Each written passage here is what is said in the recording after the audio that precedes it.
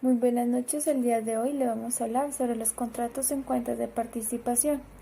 A continuación, nuestros ponentes serán Mariana Ochoa, Diana Carolina, Carolina Prieto y quien les habla, Marta Sofía.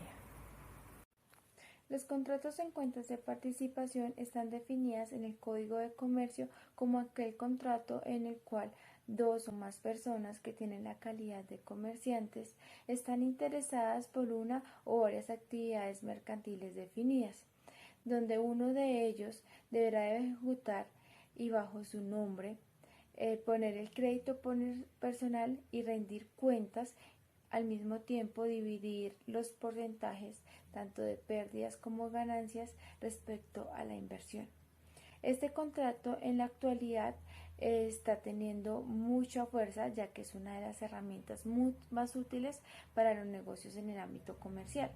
Esto se debe a que tiene una gran flexibilidad y a la falta de perfeccionamiento. Al mismo tiempo, este contrato está siendo utilizado cada vez más en las operaciones mercantiles, en donde se observa estructuras cada vez más sofisticadas, tanto en los ámbitos del panorama nacional e internacional. Bueno, las únicas bases que se pueden crear o regular aquel contrato en cuentas de participación se encuentran en 8 artículos del Código de Comercio. La parte contable se puede encontrar en el decreto 2650 de 1993 y en la circular externa 115.0006 del 2009, la cual fue expedida por la Superintendencia de Sociedades. Se puede observar que tributariamente no cuenta con ninguna regulación actualmente. En los contratos de cuentas de participación, el socio gestor deberá expedir una certificación con el fin de que el socio oculto pueda soportar sus ingresos, costos, gastos y deducciones. Aunque esta certificación no tenga una periodicidad establecida, se recomienda que se debe hacer mensualmente. Tal certificación, además de estar firmada por el socio gestor, debe estar firmada por el contador y por el revisor fiscal si lo hay en este caso. Las clasificaciones de estos contratos dependerán tanto de los derechos y obligaciones que han adquirido las partes en el momento del contrato. Con el concepto pudimos observar algunos puntos importantes sobre los contratos en cuentas de participación, pero yo a continuación les voy a explicar al detalle las características de estos contratos. Entonces, como primera característica, encontramos que de acuerdo al artículo 507 del Código de Comercio, se deduce que el contrato de cuentas en participación es un contrato plurilateral. ¿Pero qué quiere decir eso? Plurilateral significa que es un contrato de colaboración. Pueden participar dos o más personas que ostenten calidad de comerciantes. Esto es muy importante. Siendo pues la vinculación de cada una de estas personas independiente de las otras. Lo que significa es que si alguno de los vinculados del contrato tiene alguna restricción o tiene alguna nulidad, esto no se va a transmitir a los demás. Como segunda característica, encontramos que de las personas que firmaron el contrato y de común acuerdo habrá una persona líder. Esta persona se va a denominar partícipe gestor. Él va a ejecutar todas las operaciones y aparecerá en frente de los terceros como proveedores, clientes, acreedores, ¿sí? Como el dueño del negocio y responde ante ellos de manera exclusiva. Los restantes partícipes se denominan inactivos. Ellos son pasivos en la negociación y deben permanecer ocultos. Como tercera característica, es importante determinar la actividad mercantil la cual se va a llevar a cabo. Entonces, que si se va a dedicar a comercializar algún producto, que si va a ofrecer algún tipo de servicio. Pero se aclara que no puede ser solo una actividad, pueden ser varias actividades. Sin embargo, esto debe quedar muy claro dentro del contrato. Como cuarta característica, encontramos que todos los participantes deben contribuir con los aportes para el negocio en común. Entonces, estos aportes pueden ser dinero, pueden ser valores, pueden ser inmuebles. Como quinta característica, encontramos que los partícipes deben estipular claramente dentro del contrato a celebrar la proporción con la cual van a participar dentro de las ganancias, si se obtienen este tipo de ganancias, o en las pérdidas que se hayan presentado en el desarrollo del contrato. Otro punto importante es dejar claridad que los contratos en cuentas de participación no es una sociedad, porque tiende a haber confusiones entre estas dos figuras. Por lo tanto, yo les voy a dar tres razones por las cuales estas figuras son diferentes. La primera es porque es una asociación muy diferente a una sociedad.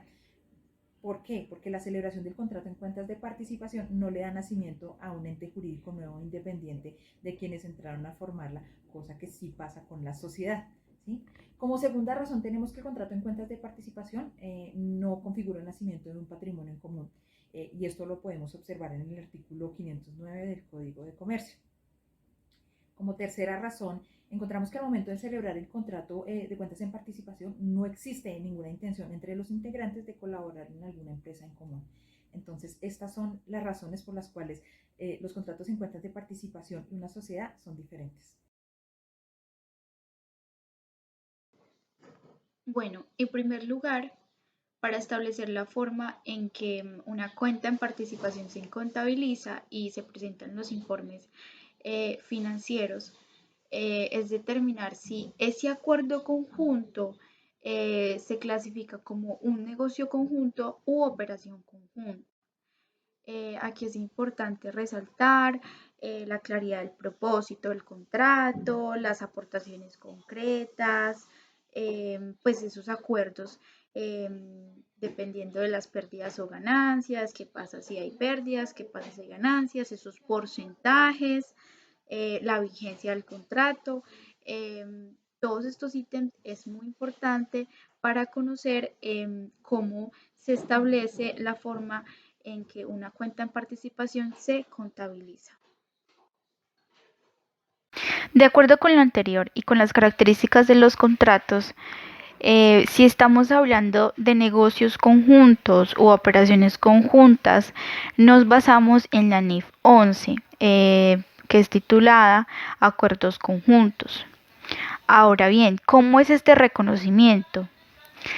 En el caso de las operaciones conjuntas, el participante o socio reconocerán sus estados financieros, los activos que controla, los pasivos, los gastos en que incurre, su participación en los ingresos. Y en el caso de los negocios conjuntos, reconocerá su participación como una inversión y contabilizará esa inversión utilizando el método de participación. Estos son los dos reconocimientos mediante una operación en conjunto o ya sea un negocio en conjunto. Como les decía, las cuentas en participación depende de la forma y las características que tenga el contrato.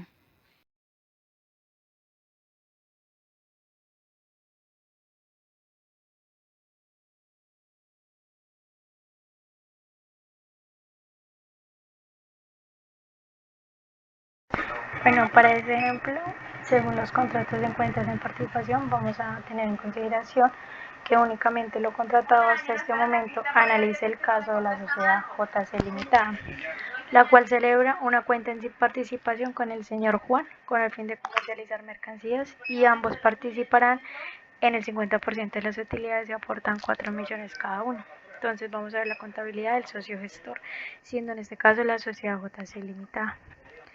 Contabilizando los aportes del participante a culto, entonces entrando al efectivo o a bancos, una cuenta por pagar en participación al mismo. Unos aportes en el socio gestor, saliendo de bancos, entrando puede ser el flujo de efectivo también, una cuenta en participación. El efectivo, bueno, aquí habría una inversión en cuentas de participación con unas cuentas por pagar en las cuentas de participación. Esto es referente a lo que él contabiliza como el socio gestor y esto es referente al socio oculto. Bueno, unas contabilizaciones podremos decir que se generaron en el mes, una compra de mercancías, aquí se hizo una venta del 60% de contado y el resto a crédito. El ejercicio lo hice sin impuestos para simplemente efectuar los movimientos de las utilidades. Unos gastos, los clientes pues cancelan en lo que se dio el 40%, se pagan los proveedores de mercancías, una administración que es de contado, un gasto que se debe efectuar y una venta de mercancías que se encuentra al final del periodo. Entonces, para el balance general, teniendo en cuenta las cuentas de participación con el señor Juan, respectivamente la sociedad JC Limitada, tiene en el flujo de efectivo 9.200.000, unas cuentas por pagar en participación de 8 millones y una utilidad del ejercicio de 1.200.000 para un total de 9.200.000. Respecto a la sociedad JC Limitada, lleva este contrato en una liquidación de cuentas por participación, lo cual la utilidad del estado de resultados según el ejercicio era del 50% respecto al 1.200.000 serían 600.000 pesos y los aportes realizados que tenían eran 4 millones para un total correspondiente de 4.600.000. Respecto a la contabilidad del socio oculto, hace la entrada, hace la contabilización de los aportes, siendo esta una inversión y una salida del flujo efectivo. Aquí es cuando se recibe una utilidad al final del periodo, se hace una cuenta por cobrar a las cuentas de participación y un ingreso en las utilidades a las cuentas de participación. Y al momento de cancelar ya totalmente el contrato, cuando puede dar una finalidad del mismo o cuando se da una paga, entonces se va al flujo efectivo, el total. En este caso hice la cancelación total del contrato, se hace una paga de esto y una inversión en cuentas por cobrar y se cancela la cuenta por cobrar que se tenía. Y de esta manera sería las manejo de las utilidades.